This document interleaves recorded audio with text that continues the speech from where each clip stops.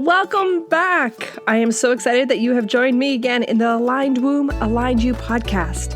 I'm Kate Nagai, and I am your host and womb guide on this journey. I'm here to help you to lean into the language of your menstrual cycle so that you can align yourself and awaken and activate to your womb wisdom to live the most inspired life. I am so excited to jump into this episode and to dive into today's topic. So let's get started. Welcome back, everyone, to the Aligned Room, Aligned You podcast. I am so excited to have another returning guest. We have Colleen Jorgensen with us. And if you missed it, she was in episode 15 of the Aligned Room, Aligned You podcast. You'll definitely want to go back and listen to it because we talked all about painful periods, how to move through pain with really helpful tools. And so if you're somebody who experiences pain, you may want to go and check out that episode because it was really, really juicy. So Colleen Jorgensen is an osteopath, a graduate of Pain Care U's professional pain care program, and a therapeutic Pilates, yoga, and somatic teacher. She combines manual therapy with current neuroscience research and the polyvagal theory with creative embodiment movement, mindfulness, awareness, and a distinctive compassionate approach to pain care and movement. In 2020, it was her desire to empower people with knowledge, awareness, and practical tools, so she created the Dare to Heal, which is Discover Yourself to Recover Your Health, an 8-week online pain care program. So if you're somebody who's going through pain, you may want to check that out. But today, we're going to dive into a little bit of a different topic, still kind of navigates in and out of pain, but we're talking about the nervous system and how important it is for us to begin to find tools and to explore this idea of nervous system regulation and how we can use it as women in so many ways. Like, it's actually blown my mind how nervous system work is now creeping into so many of the programs that I'm taking or coaching programs. It's great. From body movement to healing our physical ailments to one that I'm in right now, which is called Relaxed Money for entrepreneurs, how to get comfortable with money. And we always start with a nervous system regulating tool because finances often triggers our nervous system. So it's so great to have you here, Colleen. Welcome back. Thanks for having me. I'm very glad to be back. Thanks so much, Kate. I can't wait to dive into this conversation because nervous system is something that is becoming like an everyday term that we're hearing more and more of. And I know you've been doing this work before it was a fanfare kind of throw around term. So it's true. You know what? I'm so glad it's becoming more mainstream because we all have a nervous system, and every thought we have, every movement we make, and every choice we make is driven by our nervous system. So if we can understand how our nervous system works and learn how to work with it, it's like we become the authors of our story as opposed to just being a character that someone else is writing for our story. And to me, that's really empowering. And some of it is so easy. That's what I love about some of these tools is some of them are so simple, fast, and simple to use, and yet highly effective. So that's what we're all looking for, right? Not everyone has the time to dedicate an hour a day to different things, but a lot of this nervous system regulation stuff, you can do 30 seconds to 2 minutes and have a big impact. So that to me is really exciting. It's achievable.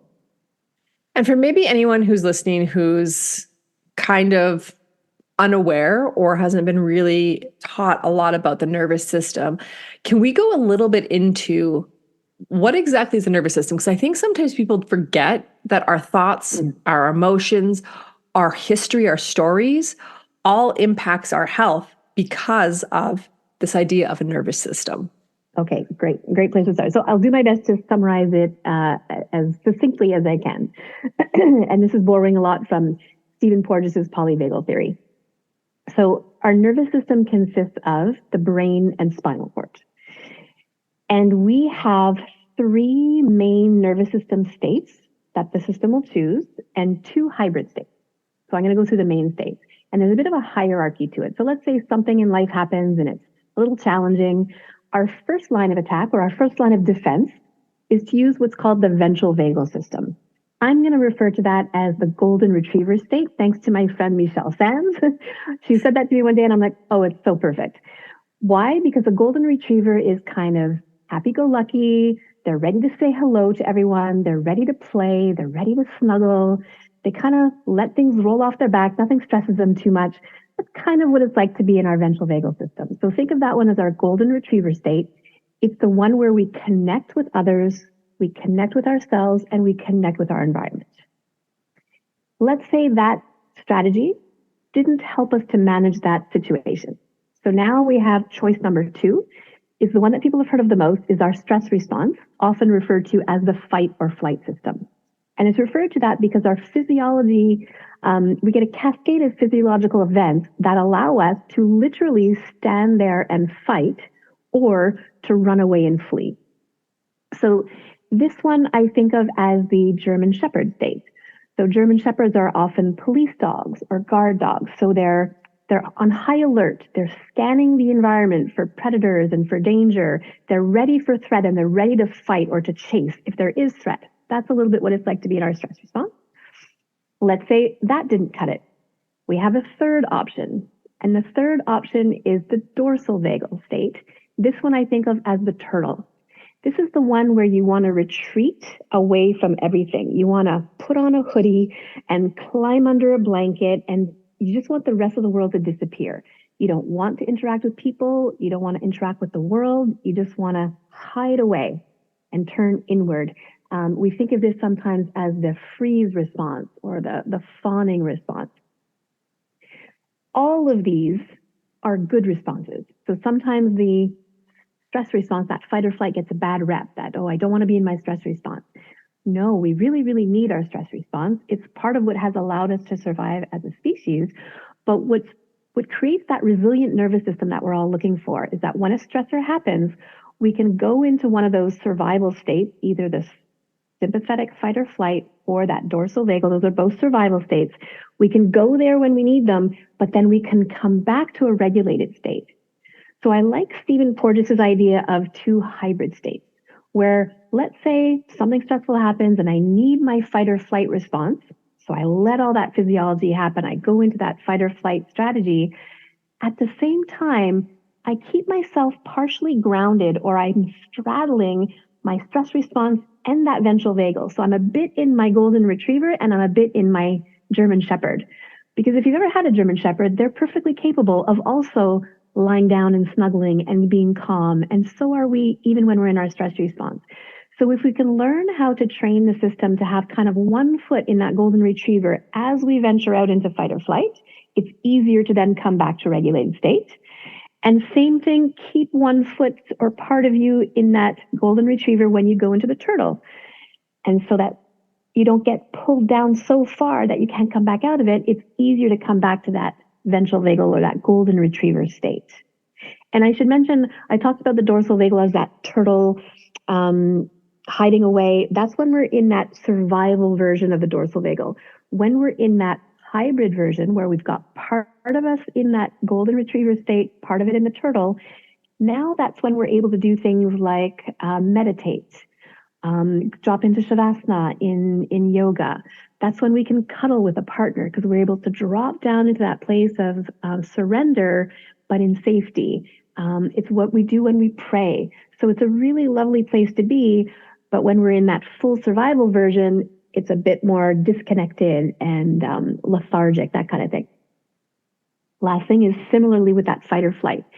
If we're in the fight or flight and anchored in that ventral vagal, which is the golden retriever, this is when we can do things like what we're doing right now. So we need to be a little bit in our stress response to be engaging, to be able to remember things, to be able to connect with each other and with the listeners. If you're going to drive your car, if you're going to play sports or a board game or give a presentation or take a test at school, these are all things where we want our stress response.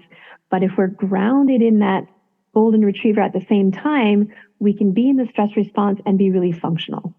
Mm-hmm. And again, the key is that we can venture out into whatever state or hybrid state we need and come back to a place of regulation. Right. And I guess in case if someone hasn't like connected the dot, what you've put out here is that the nervous system becomes, I know this isn't totally correct, but it becomes activated or comes into our field of awareness because of safety, emotions, of feelings, of thoughts, of physical experiences. And I think sometimes we're so quick, especially as women, to write off our feelings or write off our emotions and just say, well, that didn't affect my health or that didn't play a role in it. But it does because it affects your nervous system. Yeah, so let's talk about that a little bit more. So thank you for bringing that up. So when I talked about the golden retriever and the turtle state, those are both part of the vagal system. You might have heard of it as the vagus nerve. So those are both branches of the vagus nerve, or we can call it the vagal system. The reason why emotions are so important here is, as you say, the vagus nerves start in the brainstem at the very base of your brain. They exit the skull just behind the ears, and then they have branches that go to many parts of the body. They have branches to the throat, into the heart and lungs, the diaphragm, and then almost the entire digestive system. So through these nerves, the brain and the body are constantly communicating with each other. A very interesting thing about it is that it's like a two-lane highway where information goes from the brain to the body and information comes from the body to the brain. Interestingly, 80 to 90% of the information is actually going from the body to the brain. So it's shifted, our understanding of that has shifted the way that we work a little bit. Maybe a decade or so ago, my timeline might be a little bit off. Talk therapy was very popular. CBT was very popular. And while those things are still used, we're starting to understand that they're not as successful on their own as they are when we combine it with some sort of body-based practice, like yoga, Pilates, any kind of movement, anything that brings awareness into your physical body, so that we're doing what we call both a top-down and a bottom-up approach, meaning we're going to use our thoughts and emotions to affect what's happening in our physical body, and we're going to use our physical body to influence what's happening in our thoughts and emotions. And you cannot separate them. They are constantly affecting one another. And I call it the nervous system, but really now we're starting to refer to it more as the neuroimmune system, because even just our thoughts can trigger an immune response, which is important for your listeners because things like pelvic pain, endometriosis, polycystic ovaries, who knows how much of that is influenced, may not be the one and only cause, but certainly influenced by what's happening in our thoughts and emotions, because those can be drivers of inflammation and a whole immune response. So thank you very much for bringing that up. Does that clarify it a little bit better? That totally does. Totally does. And it's really interesting what you just said, because you were saying how like that immune response can create that inflammation response, which, we see with endometriosis, particularly quite often. But another really interesting fact here is the missing of periods, amenorrhea, right? Of how that brain, that communication with the brain to our pituitary gland down to our adrenals, that's also playing a role in why we might be skipping our periods is completely because of stress, trauma, or other big emotions that we're not processing and dealing with. Yes, so just maybe not completely. Sometimes for some people, it might be 100% due to thoughts, emotions, all that. For others, it can be 100% physical. And for others, it's a combination. But the key is we have to be aware of checking on both. And for most people, it's a combination. And so if we're addressing only one or the other, we won't have as powerful results as when we address all of it. It's like it's like if you tried to do a puzzle and you were missing some of the pieces, you're never going to get that full picture. Same thing with here. If we're only addressing the body, or if we're only addressing the emotions, we're missing something. So and I think it's beneficial to combine. And I think that's so important, because I think as women, we rely, or maybe I'm overstating here, but I feel as though we've been taught to rely so much on external information, external professionals like doctors and so forth to diagnose us and to create a treatment plan. When what we're learning with, and what I'm hearing from you with this nervous system regulation, is us coming into relationship with our feelings, our emotions, our stories. And then through that work, creating things that feel as though it's balancing that nervous system in hopes to alleviate our endometriosis, our amenorrhea, our PCOS, right? Like there is such a huge emotional component to these very feminine or, womb space diagnoses that are so related to what we're processing in our body. Yes, and often not addressed by the professionals you might be seeing. Like it might be something that you're feeling a little bit on your own to explore, because it's not everyone who has that knowledge yet. So it's not every medical professional you're going to go to that's going to make that connection. So you have to, I don't want to say you have to, if you're interested, sometimes you have to do a little bit of research to figure it out on your own, which feels like a lot. It's a lot of extra on top of what you're already dealing with. But the good news is there are many professionals out there, more and more every day, it seems like, who understand these connections and who are working more in that way. So if right now you're with a professional who's not addressing those things, I would say continue searching until you find someone who does address those things, because there are a lot of us out there now. And you said something that I wanted to come back to, Kate. What were you talking about just 2 minutes ago? You said something that I wanted to make sure to come back to because it was really important. I was saying how we go externally for our reinforcement of that something's wrong with us. Oh, I know. Okay. So all of what you said is backed up by the science that if we don't bring conscious awareness to our nervous system, it runs in the background on autopilot. And that's good. We want it to do that because it requires a lot less energy and effort on our part. If it's just happening in the background and we don't need to think about it, it is constantly making decisions and adapting all throughout the day for us. Just right there, when I forgot what Kate said, it went a little bit more into my stress response until I remembered what I wanted to say, and then it came back down a little bit. So it's doing that kind of adaptation all day, every day. That's wonderful. However, for many of us, if you have had a life of challenges, and who hasn't had a life of challenges, but some more than others, if you've had any abuse in your life or trauma or chronic pain or chronic illness, what can happen over time is that your nervous system becomes hypervigilant and oversensitive and overprotective. So then it will start to pull into those survival responses for you, even sometimes when maybe a survival response isn't necessary. So this is where all these nervous system practices come in, that if we can, first of all, just bring awareness to what state am I in? How do I know what state I'm in? And we can talk about that in a second if you like. Then posing the question, okay, does it make sense that I'm in that state? Is that state serving me right now? Okay, yes or no? If it is, great. Celebrate that your nervous system has made that choice for you and be grateful that you've got this brilliant system that's able to do that for you without you having to participate. If, on the other hand, you notice, I'm in my stress response, but I really don't need to. Like, there's nothing really threatening me right now. I'm really fine. I'm in a safe environment. I feel okay. Can I shift that into a different state, into a regulated state instead? So that's what we are teaching people more and more, is how you can bring that awareness, pose the question, use a practice to shift into another state, so that over time, and it does not happen overnight, the more you do that, the goal is that eventually your system will only choose a survival response when you're actually under threat. Mm-hmm. So we want that to be happening on autopilot, but in the right way.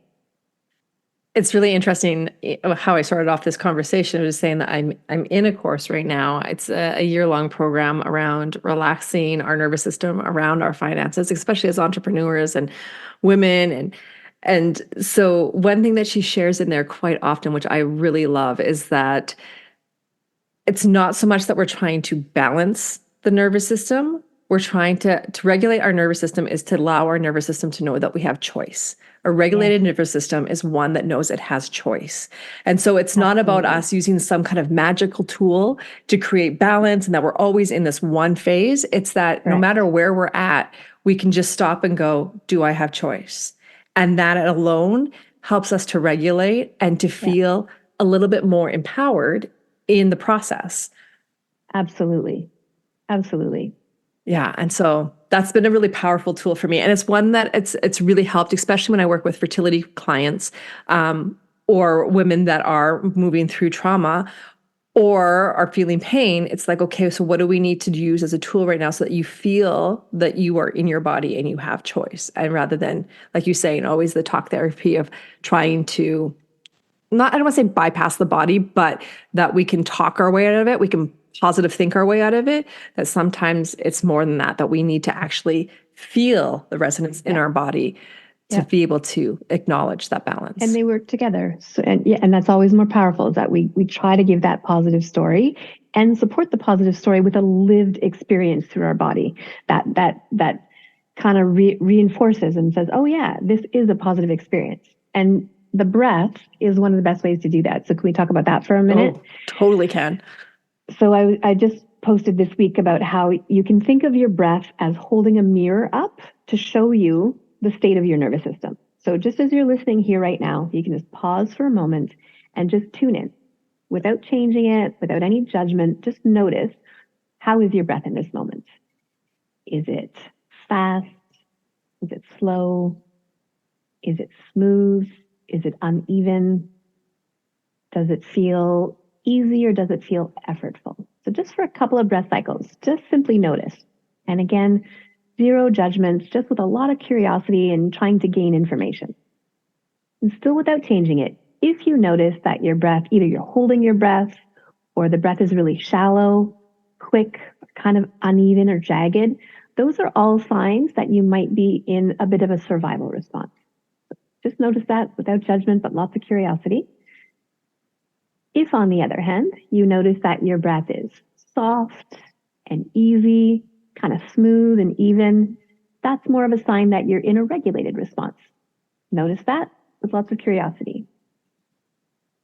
And then the step 2 would be, we can try to regulate it. Is it okay if we do that right now, Kate, as well?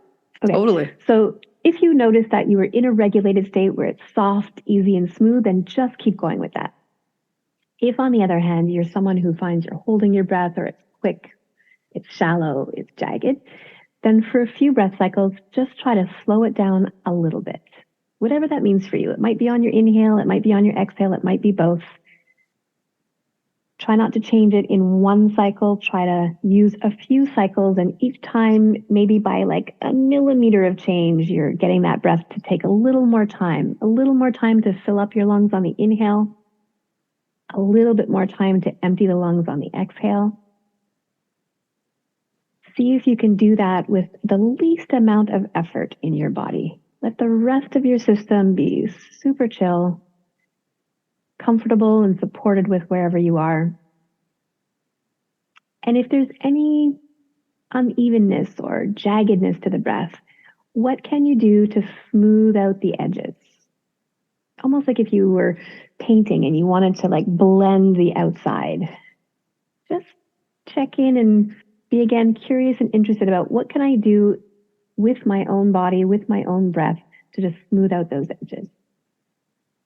And for just 2 or 3 more cycles, see if you can get the breath to be a little bit softer, a little bit easier. And just that, which can take a minute, 2 minutes, you can do it for longer if you want, but just that little check-in and then that little regulation can shift us from a survival state to a regulated state. And we can do that anywhere, costs us no money, doesn't weigh anything, you don't have to put it in our bag, it's with us all the time. So it's a really valuable tool to check in with as often as you can think of. We underestimate the breath so much. It's so powerful. I know when I work with a lot of clients and we're talking about pranayama, for those that don't know, that's just like a yogic term for breathing, it's so powerful, and it's one of the easiest tools that we can utilize. And when we layer that with so much more of like bringing in an experience and then regulating our breath, and then all of a sudden we add a little bit of movement as well in the body, like these things are like just layering on more and more release or coherence in that nervous system. So exactly. And I wonder, Kate, if sometimes people just think it sounds like it's too good to be true. Like, I've been living with pain for 15 years. I have strange periods and I might need surgery. It's not possible that just breathing differently is going to change that. You know, like, and I can understand why people would think that. So I'm going to spend just 2 minutes here giving a little bit of the science behind why it's so effective. that same vagus nerve that we just talked about, it has branches right into the heart. It goes to what we call the sinoatrial node of the heart, which is the heart's pacemaker. So this vagus nerve acts as our heart's pacemaker. So because it's got branches through the throat, through the lungs, through the heart, through the diaphragm that we breathe with, when we change our breath, we are changing our heart rate. And the change in our heart rate is one of the things that physiologically brings us into our stress response or not. Just think of it when you feel anxious. Your heart starts to beat fast. You get sweaty palms. What are the other symptoms? I can't think in the moment. Rapid heart rate, your breath goes really fast. All that is because those vagus nerve branches are affecting the pacemaker of the heart. So we can use the breath, just like those pacemakers that people get surgically implanted, we can use the breath to change the rhythm of your heart. Like, just think for a moment about how incredibly powerful that is. Like, that's huge. So it's not just a fluffy yogic thing that breath is helpful. It is a scientific thing. It changes our physiology. Yeah. And I think we see this a lot. Again, maybe as adults, we have a hard time buying into the simplicity of it, but we see this with children. We see this in meltdowns or temper tantrums or when they get hurt, of like encouraging them to slow their breath down and just to like feel into it. You can see everything change in that child when you get them to connect with their breath. That's such a great example. As adults, I think that, we write it off too quickly. So, yeah. What are some other, if you want to dive into it, some other nervous system tools that we can add into our little tool belt to help us when we're feeling like we need to come into a place of choice? So one of my favorites is self-touch. A kind touch on your own skin is a gesture of safety. You can try it with me right now. A common one, people put their hand on their heart or their chest. A nice one that's become my favorite is putting the hand on the face. It can be anywhere. My favorite is to have 2 fingers behind the ear, 3 fingers in front of the ear. That can be one hand at a time or both. It doesn't matter. You can just keep a gentle hand there, and or you could just gently move the hand back and forth. You're not trying to massage the muscles. You're just doing a very light touch on the skin. And we have these vagal branches. I won't go into it too much here today, but the vagus nerve does not supply the face, but it's like it dances with the nerves that supply the face. So when we touch the face anywhere, the forehead, the eyes, the cheeks, the mouth, the jaw, the ears, the throat, any of that, a soft touch on any of those places right away brings us into that golden retriever, that social engagement system that makes us want to connect with other people, our environment, and ourselves. And that's a grounding, regulating state. So anytime you're feeling a little agitated, place a hand on the face anywhere you want. My favorite right now is 2 fingers behind the ear, 3 fingers in front, and doing this light stroke. Or you can even just do little circles, clockwise and counterclockwise. Super quick, super easy, very effective. My favorite is rubbing my arm. Whenever I'm feeling, especially in doctor's offices or dentists, when I'm starting to feel a little anxious, it's just like this gentle touch, like I'm putting lotion on my hand or my arm. Nice. And it seems to regulate me. And it's one that's so easy and people don't notice that you're doing it. And exactly. I just did it on a plane the other day when there was bad turbulence. I was like, oh my gosh. Yeah, it makes a difference. And I love that you said that. Like right now, my favorite is the face, but you're all going to have your own favorite. We all have a part of the body that is calling for our attention. So that's another practice you can do, is pause for a moment and tune in and just see. If I were going to choose where I would place a hand on my own body right now, where would that be? And just go with your gut. Don't think about it too much with your cognitive brain. Just go with your gut. Where does your instinct tell you that you would like a soft touch right now? I like that one. Now, I know that when we're looking at the nervous system and having these tools on hand for us, there's things like what you've suggested of the breath or the rubbing of our hand that really kind of bring us from this anxious state into a place of just feeling comfortable in stillness. Now, what I've been told, and correct me if I'm wrong, that there's this other part of the nervous system too, or this reaction, I should say, not part of the nervous system, but this reaction where sometimes it's that we need to meet that anxiousness or that really strong vibration to kind of regulate it as well, which a lot of people do, shaking and so forth. Yep. Can you comment on that about the, Yeah, I'm glad you brought that up, the actually. hypo or hyper, I think is what it was called? So I think especially on social media with COVID and all the things, everybody needed to be more calm. So a lot of practitioners, myself included, were sharing practices that were all about calming the nervous system, calming the breath, calming anxiety. And yes, those things are great, but it's not everyone who needs to be getting more calm. For example, if you're in that dorsal vagal place, that turtle place of wanting to disconnect and hide away, the worst thing you can do is do calming practices, because that's going to pull you down even deeper, disconnect you even more from the people around you and your environment and the things that you need to do.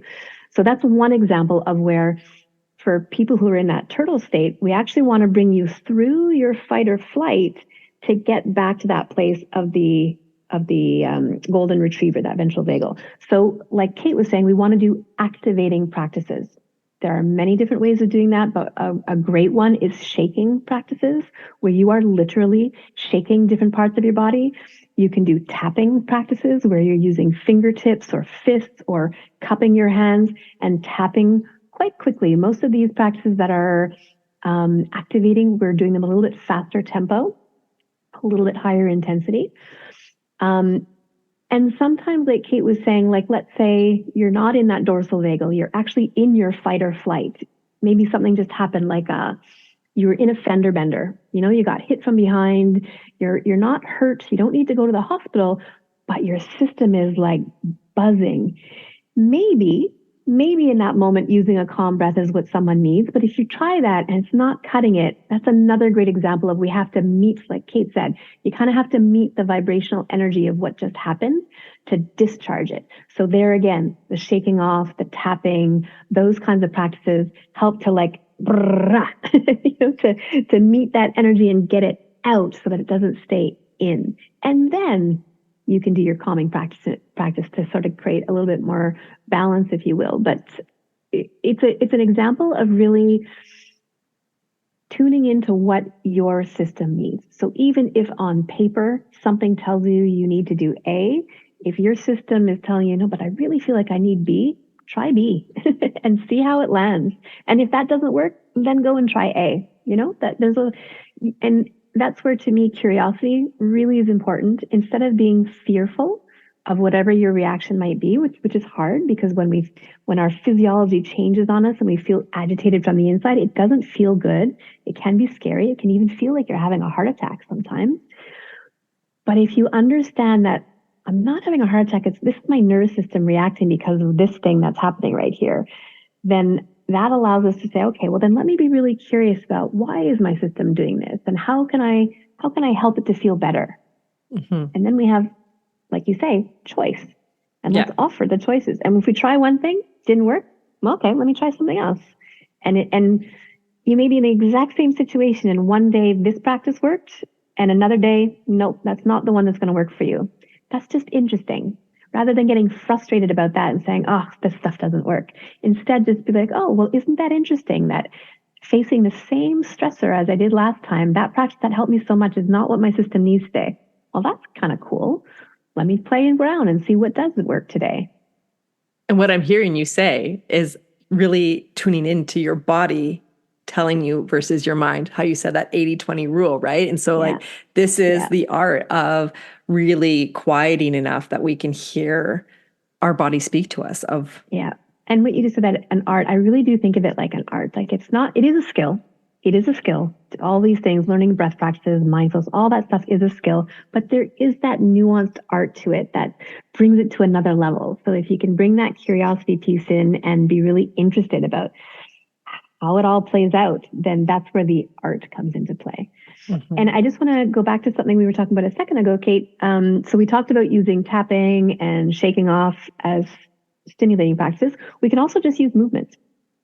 So there is a way to, I'm going to say yoga, but it really can be any movement, we can use movement to bring ourselves more towards that stress response where we're quickening our breath, shallower breath, faster movements, so that we're in control of bringing our physiology towards that stress response. And then we can slow down our movements, slow down our breath to come back to that regulating place.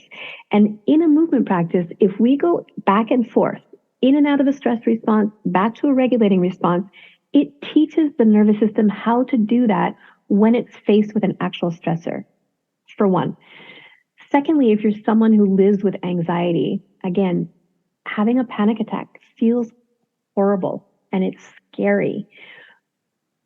If you can use movement to bring your physiology into a place where you have the same sensations or similar sensations to what you have when you're in a panic attack, for example, but there isn't an anxiety happening in this moment, then it becomes a more familiar thing.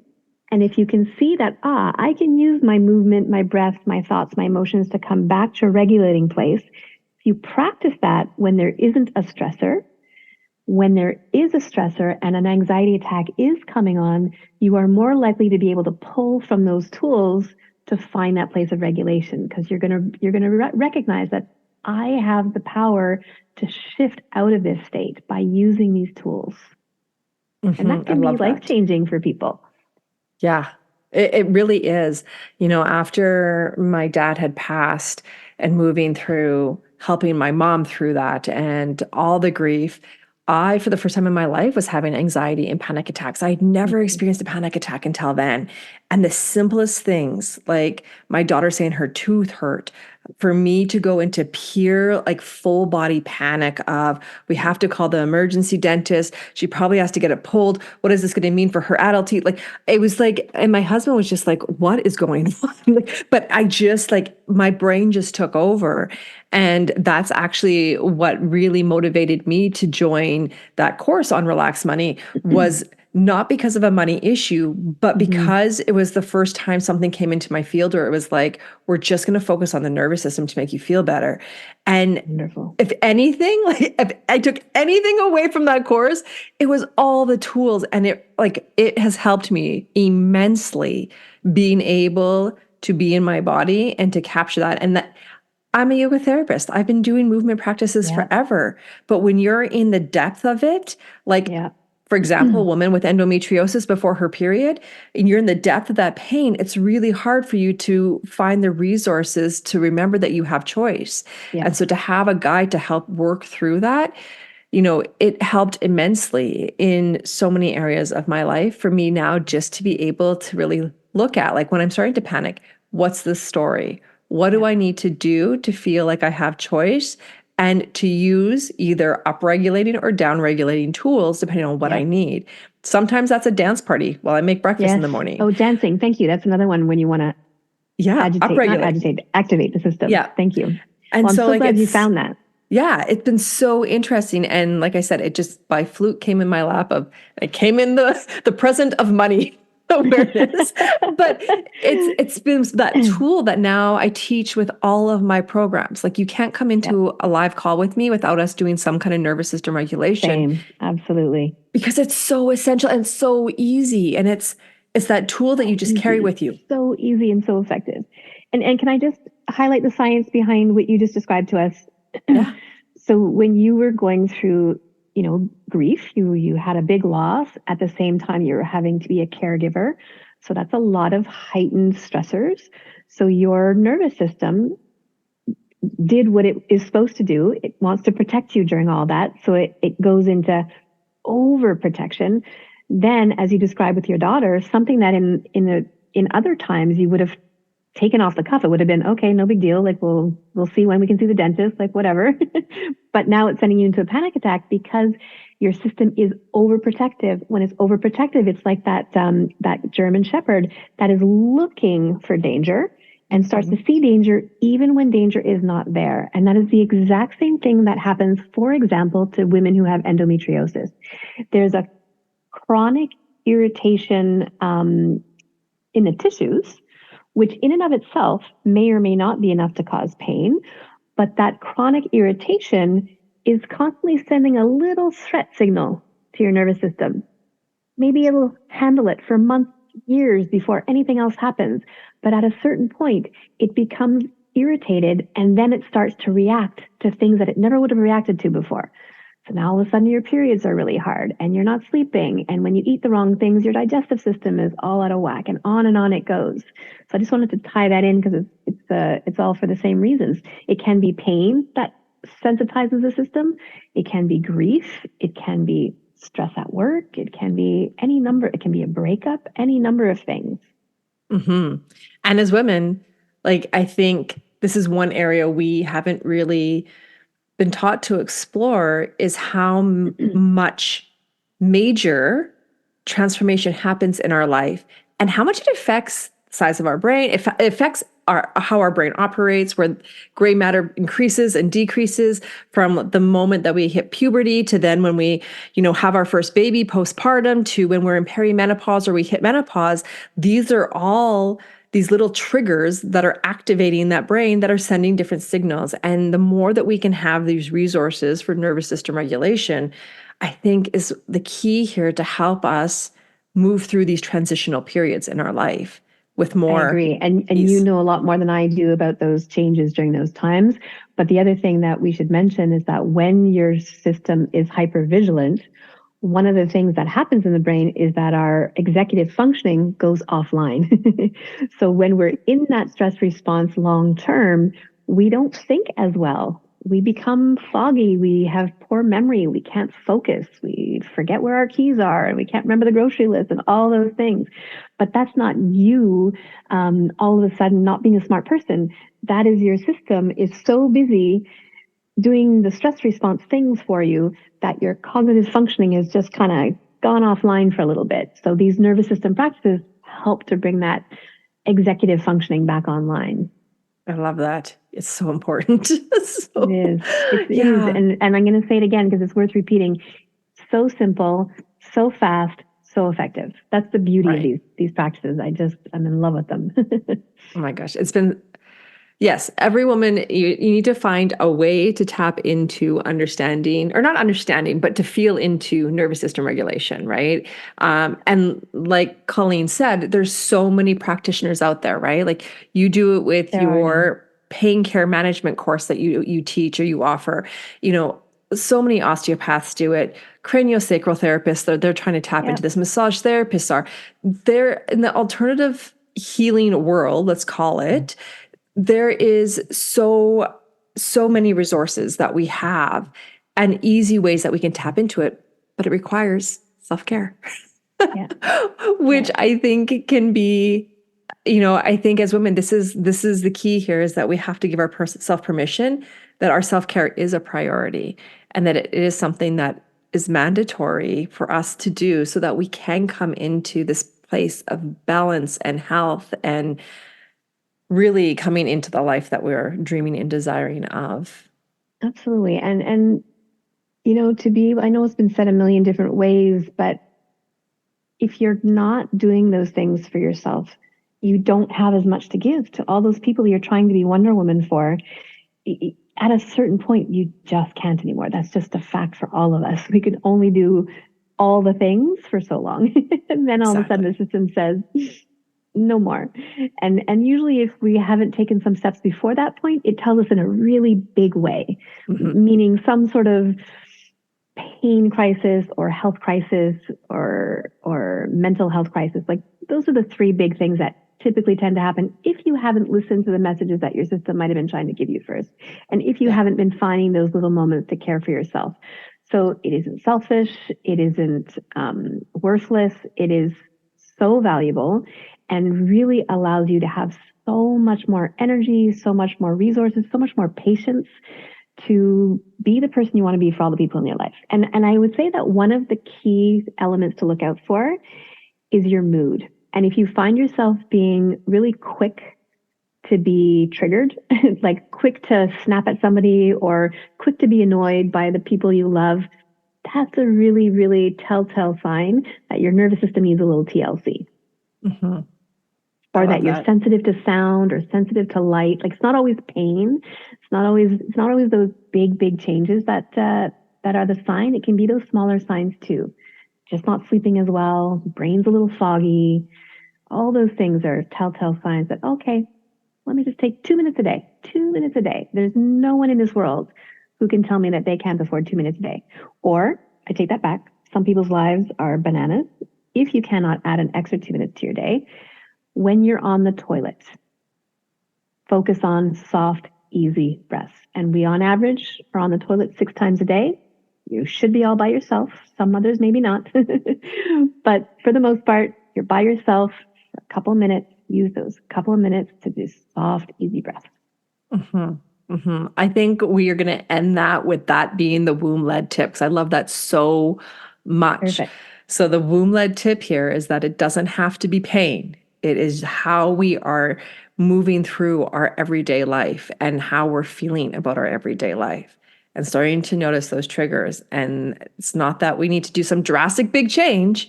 It's just that that's a call from our body saying, please care for you. Please take some time for you.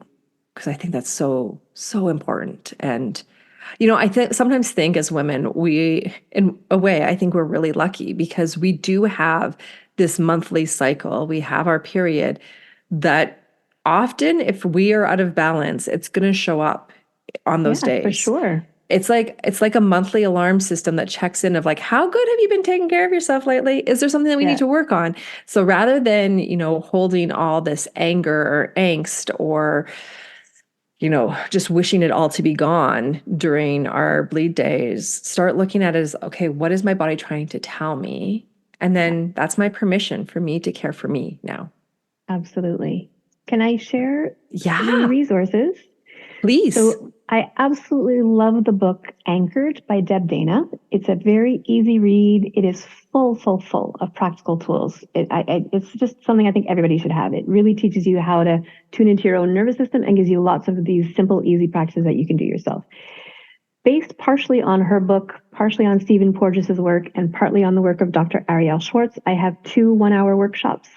One called Shaping Your Nervous System and one called Hybrid Hugs, where you're practically going through. So I give you a little bit of the theory behind how the nervous system works.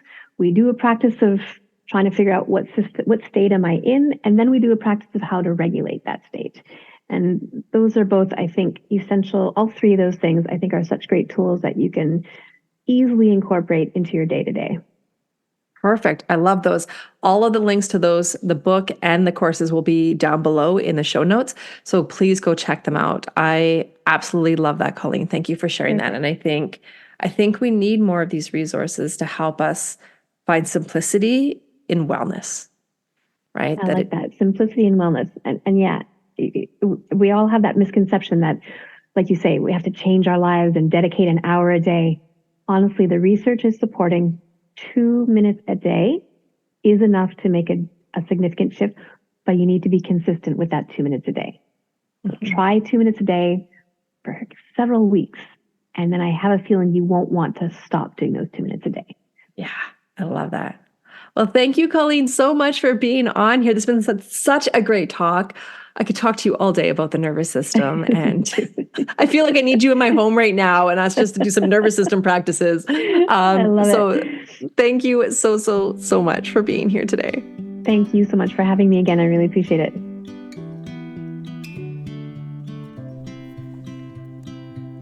Friends, have you had a chance to download my new free ebook? Maybe it's not you. The Truth on PMS and How You Can Take Back Control of Your Cycle is now available. This is truly a book that I think needs to be in the hands of every woman who struggles with the second half of their menstrual cycle. So if this is you, click on the link in the show notes and download your free copy today. And remember to subscribe to this podcast and share a review if you loved this episode. Until next time, remember, womb wisdom equals connection to self, which ultimately equals inspired living.